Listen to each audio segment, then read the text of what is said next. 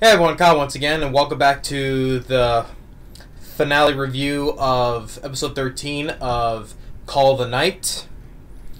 And I gotta say, this was a very well experienced, a good experience of a show for me, you know. So, or say it was a really good series. I don't know why I say experience, but it was a very good series, and it just makes me want to see. It just makes me want to see more now because our guy Ko, he truly has developed over since the beginning of episode 1. You know, starting out from maybe being a loner, wandering by himself out just at the nighttime. You know, just having basically not too many friends until he realized he had friends though. But until when he met Nazuna, and everything in his life, especially going out at nighttime, has been very interesting, you know. Up until a point, you know, towards the last couple episodes ago, where everything thought it was all fun and games and all, until that one experience with that vampire who attacked Akira. So it took him a little rethinking, you know, how the whole vampire thing works, you know, but it just shows he's really has grown since this a good character development has since the episode 1, and I really enjoyed this. I really enjoyed Ko. He was a very likable guy, and people say he just he was like, you know, a dull guy, a character, you know. But I would disagree on that though. He has grown since the very beginning of the series, and Nazuna too, you know, because she was also a loner too, you know. Yeah, she's just, you know, because you know how much how I explained earlier. She explained earlier, you know, how being a vampire is not all fun and games, you know, because I lied to you. It can be very boring, you know, because she's been a vampire for decades, and it's been very lonely and very boring, you know. The only thing she got out of being good at was playing video games. But their relationship has developed well over this whole series, you know. And with this last episode, after when Anko, the vampire detective, you know, called the cops on him, you know, this is how a underage middle school is running around all over in the middle of nighttime, you know, past curfew basically. He's running from the cops, and then gets meted by I forget the one vampire. He was one of the vampires was on top of the rooftop with those all the girls, you know, which some people may have not seen it because I kind of I might have missed it vaguely in that episode when they first all met all those vampire girls on the rooftop though. But I forget the character's name though. But invited Ko over back to her apartment where they're greeted by all these other people. I think they're other vampires because I saw they had like fangs, you know. So I think they were like all happy to see. Like I said, I apologize for missing her. Didn't say her though, but turns out his name, because it turns out that vampire, which was actually a guy, because when you see him showering, when Ko the host say, "Hey, give me a towel," you notice what's covering, you know, the shower steam is covering. It's like that was a guy. And it was just funny that, you know, but anyway, back with those people. Seemed very happy, you know, and says, sorry, but I have a guest tonight," and I was like, "Oh, what?" And he gives those red eyes, you know. It's like, you have a problem with that, basically. So and then he's asking like to Ko's like, "Are you surprised I'm a guy?" And it's like, I like how Ko's like, "Well, you know, you do have a cute face." And he just got embarrassed by that though.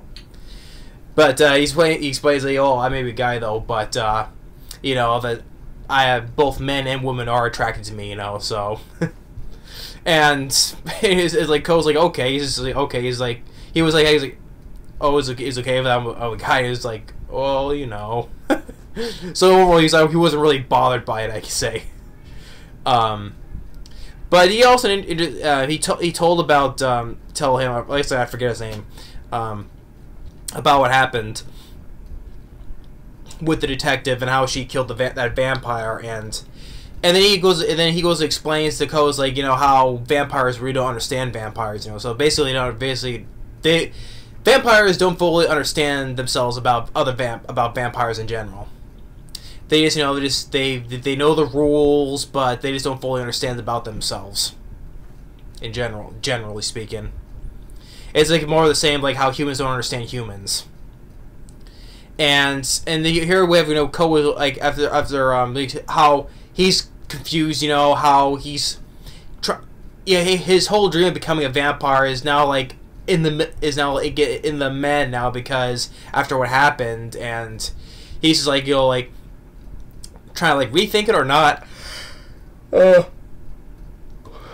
But at the end of the day, he's not gonna change his mind about it. He still wants to, and even him like even though he tries to attempt to brainwash Ko, he's like because he knows about the whole thing, but he knows about vampires and they would try to kill him, right? If he doesn't become a vampire, they'll end up getting killed. So he brings up another way to make him become a vampire. It's like, oh, how about you follow me, or use my brainwashing technique, and I can basically hypnotize you and make you become a vampire, and then problem solved, right? Basically trying to take the easy way out, though. But thing is, though, our guy Ko, holds his ground basically and says, no, I still want Nazuna to fall in love with me still. I still want to fall in love with her. I still want to become a vampire, basically. And then, meanwhile, back on the rooftop where the other vampire girls are, including Sari and the other girl who was working at that maid cafe, and the lead one with the orange hair who was like, talking with all of them. Nazuna is talking to them, and she has a beef with her, and saying how just with him, and how they will never be able to work out together, and work it out together, and like how if he's saying that she'll try to kill Ko, and then Nazuna's saying, you know what, you really got to kill me, and she'll to kill me, and she has the guts to say, if you kill me, I won't die that easy. Yeah, Nazuna, you say, I like that way. She says she won't die that easily. And then the woman goes and smashes the table in half. And the thing is that the woman, she doesn't want to beat Nazuna physically, just like mentally, because she knows that Nazuna is not all fully understand about this whole love concept, because how she gets embarrassed and all that, which let alone that Ko, he doesn't fully understand the love thing himself, but although he's slowly trying to develop, he's slowly getting the whole concept of love, though, but he's still trying to work it out on his own, though. So, and so, sorry,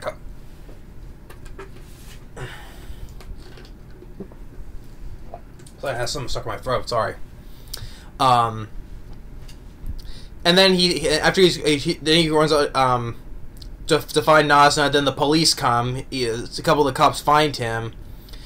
But then I was just funny, like how he's on a bridge, and it's that some ways up from the ground, right? But he has the I thought it was hilarious, but at the same time, how our guy has developed over his whole series. He just goes and jumps off the bridge. Lands perfectly fine with no broken sprained ankles or whatever, He jumps off perfectly fine as he lands. It's his determination of love, I can say. But but it shows he really has gotten so much growth, over this whole time. And I love the callback. I really love the callback to the first episode. How in the beginning of the first episode, how Ko, he was at that vending machine trying to get what was it for beer? Was it? And how Nazuna just ended up doing this to the vending machine. He's like, oh, what are you doing here on your own, right? Well, now here it's the reverse. Nazuna is now wandering all by herself, looking lost like Ko was in the first episode, right? So I love how they did the reverse effect. How she's now at the vending machine, get a beer, and then Ko does the same thing and looking at her like, pull that same look of the style of it, which, once again, great style of great animation as usual, as I said throughout this whole series reviewing it. Animation, once again, stunning, beautiful as well. Just how they just do the whole reverse effect. Instead of Nazuna, it's Ko this time telling Nazuna the same thing, which I really did enjoy that nice callback to the first episode. And so, and Nazuna is saying, basically, with Ko, how he basically is telling her, no matter what they say or no matter what, though, I still want to fall in love with you. I still do. I still want to become a vampire. And also, as towards the end of this episode, we see all the other past side characters that we've seen, like Akira, Mahira, Ko's other friend with Akira. Though his other guy friends, Akira and Mahira. And we saw the other side characters. We saw once again we see those three drunk guys. That was nice to see. All the vampire girls we've seen. What was the girl's name? Who he gave the massage to and said that how she enjoyed the night like he did, and it's like when he becomes a vampire, he'll make her into a vampire as well. I forgot her name too. I'm sorry, but we see her her split second cameo, and then we see Anko, the detective, sitting there on the bridge smoking like she was when we first appeared. And what makes me want to see a second season, because I want to know, I've been catching up on the manga. I have been catching up on the manga of Call of Night, and we see a backstory like with a young Anko, back when she was a schoolgirl, and what I saw was that she had she was talking with Nazuna, if I'm not mistaken, back then, so. Part of me wants the second season. I wanted to see how her backstory back then and how she became to hate the vampires and why, how she wants to destroy them all. So that's why that's part of what I want to say. I want to see more developed with her, and how she wants to prevent, like I said, she doesn't want Ko to become a vampire. So I like to see more with her. Because technically she's a villain, but at the same time, in our case, though, like the hero, because vampires are evil and all that stuff, right? But it's like that since she's like the villain in this series. So I like to see. Makes me want to see a second season. I want to see more with her and more with Ko and his friends and the other vampires. So, and then after all of that, Nazuna goes and kisses Ko, and that's how the finale ends. A nice happy ending. Sorry.